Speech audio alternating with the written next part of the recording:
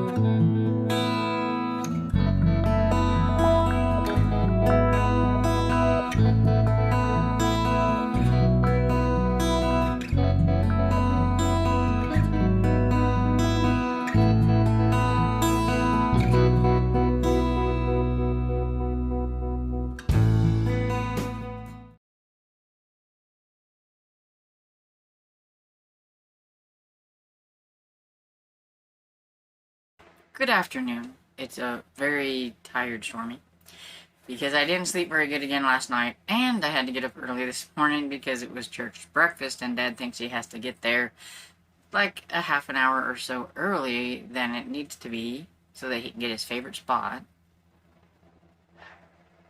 It drives me crazy. Anyway, today we were invaded by a biker gang. Yeah, one of the guys that goes to our church is a biker, and I think he's like in charge or head of this one biker group. And they're a Christian biker group, of course. They're called the Covenant or something like that, I don't know. Anyway, I guess his whole entire group came to breakfast today. There was a lot of them. They said something about that there might be like 50 of them. There was quite a few of them there. So they were up early this morning cooking extra food. Because normally, on average, for our breakfast, there could be about 35, maybe. Sometimes a little bit more, sometimes a little bit less. So, to have that many more, that was a lot of food they had to fix. So, that was fun. And the food was good, so that's always good. But I'm just, like, super tired. So, I haven't done a whole lot today. I watched a movie. I think it's called Razor Tooth. Or Razor Teeth. I think it's Razor Tooth. Anyway, it's a killer animal type movie that I've never seen before. About a giant eel that was, like, wreaking havoc on this Florida town or whatever. I think it's from like 2007 or somewhere around there. It was kind of silly, and I just half paid attention to it, really. There was some really unbelievable, like, kills and stuff. Like, this eel was so powerful that it like, could, like, come up through it like a drain and, like, suck somebody down out of the shower and some other thing. It was weird. It was weird. Anyway, so, on the upside, I finished Watchers last night by Dean Koontz. So, I'm all done. Yay! Finished it. And I liked it. I did like it. Boy, I tell you what, there at the end, I was getting a little bit worried about my dog. But all is well.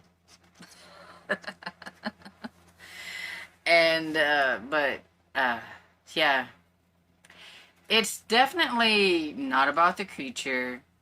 It is basically about Nora and Travis and them trying to stay one step ahead of, like, the government and the law enforcement, a killer, and this monster as they try to protect, like, Einstein, and they don't want to give him back because they've, like, fallen for him, and he's so smart, and he doesn't need to be in some kind of laboratory or whatever it is. They made him the way they did, and everything, and they don't think he should have to go back to that place, and he doesn't want to go back to that place. And so basically it's just following them around, and then following some other side characters as, like, they look for them and things like that. or some of them were trying to help them and things. So, definitely not at all what I thought it was going to be. I would say if you're not a huge fan of horror, that you could probably still read this and be fine. Yes, there are some horror spots, but I would say if you can read a kind of gritty mystery or thriller that may have a few kind of nasty sequences in it or whatever, then you could handle this. Because it really wasn't, to me, it really wasn't like horror. It was more like I don't know, kind of like, I guess, a thriller, kind of, but not exactly. I really don't know how to classify it. It was not exactly extremely fast-paced, but I mean, you were worried about the main characters and wondering what was going to happen and how they were going to deal with things, and you just kind of follow their lives. So it depends on, you know, what you like, I guess, and things. And this normally wouldn't be my thing. It's not like super fast-paced, but I really liked the audiobook. I thought the audiobook was really good and everything. I'm not sure how I would have felt if I had to eyeball read this all, because I think I might have gotten a tiny bit bored and everything. But because I had the audiobook, it helped me, you know, keep going and everything. I would say I give it a 4 on Goodreads. But I would say like my personal rating is more like probably a 3.75. But I did like it though. So, and I've worked a little bit more on Phantom Academy by Kristen Vergnig, and I think I'm 14 or 15% into that one. It's about 8 chapters in. Not a whole lot is happening. The main character, whose name I can't even remember, is trying to get used to being a ghost and finding out that he has to go to school, and for some reason he's able to communicate with the pictures in the school, like the paintings and stuff, like they're alive to him, but nobody else. So I think that's a little weird, and I don't know what they're going to do with that. Is he going to have some kind of special power or whatever? But other than that, I don't know. But yeah, so, I mean, they went to their, he found out what his classes were, and they went to their first couple of classes, and that's pretty much everything so far. And I did work a little bit on Mummy Man and Waffles and the Dire Deed of Dr. Gargo by Steve Belling. I never mentioned his name. And the illustrator is Rob Mamaritz. I probably butchered that. And yeah, they're still road tripping it, trying to find out where Dr. Gargo is and the Measle Weasels. And now they've discovered that the brain that's alive, or something like that, I think it's what it's called, is also with them and everything. So they're still trying to find them and everything. So not too much going on.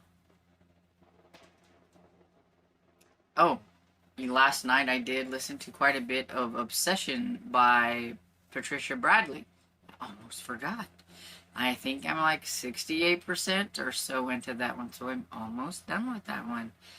And I'm liking it. You know, there's a stalker, and they're trying to figure out who it is, and you get, there's, the relationship is building a little bit. They're getting a little closer to each other. The second chance, I think it's Emily and Sam, or Emma and Sam. I don't know why I can't remember her name.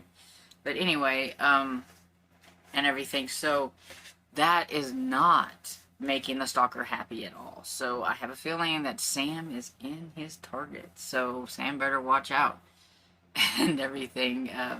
The main character, Emma/Emily, whichever one it is, keeps getting some strange stalkery notes and all that kind of stuff. And So yeah, so we're just trying to figure out what's going on.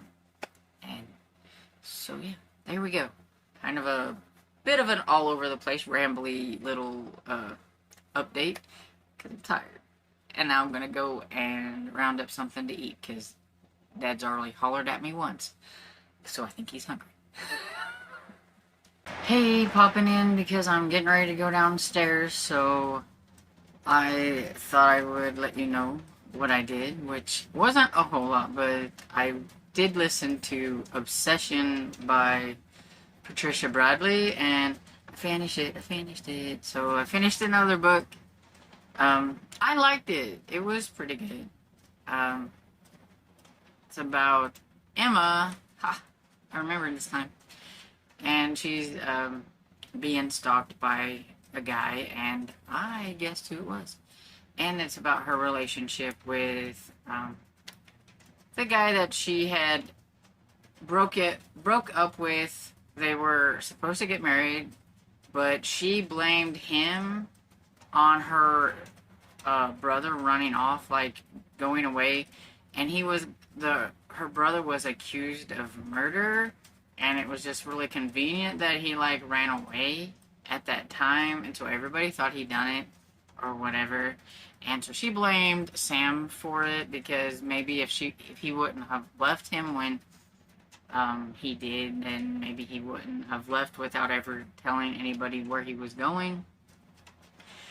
And she seems to have a little bit of like a hiccup when it comes to relationships, because she had been in like 3 or 4 of them, but they never really stuck. And yeah, so I guess too, the stalker was, there were at least 3 people that it could have been, but I was fairly certain I knew who it was, and I was right. And everything. So yeah, it was pretty good. Overall. Pretty good. And so yeah, so that's another one for the Journey Through the Bible readathon. And whew, I had to yawn, and then I started coughing all at the same time. And so yeah, that's pretty much it. So I'm gonna pop off of here and go downstairs and round something up quick and easy, because I'm too tired to make much of anything. It's really looking like a cereal night to me. And I'll catch you all later. Yeah, back for the last clip of the day. So while I was downstairs, I decided to start one of my middle grade audiobooks. And so I am currently listening to, I think it's called Give Me Something Good to Eat by D.W. Gillespie, I think. And it is centered around Halloween. And at the beginning, it has about how this one girl, Abby, she went missing. She's a little girl. And there was a creepy scarecrow that was there. Like 1 minute, and the next minute it was gone, but so was Abby. And her mother was like freaking out, but then this one lady started talking to her about how that she doesn't know what she's talking about. Like there's nobody, there's never been an Abby, and all this kind of like hypnotizes her. It seemed like, or whatever. Before you know it, the mother doesn't remember anything about an Abby and just starts, doing the Halloween thing. And then it goes to Mason. He's a teenager. I'm going to guess probably like in the lower teen parts, maybe just barely teen. And he's got to watch over his like little sister. Got to take her trick-or-treating. But he's on a mission. He wants his friend to help him and everything, because he's the only one that can remember that knows what happened. And he knows that it's happened several times before. Mainly because something like that happened to his friend whenever he was little. His friend went missing, and it's like his parents don't even remember he existed.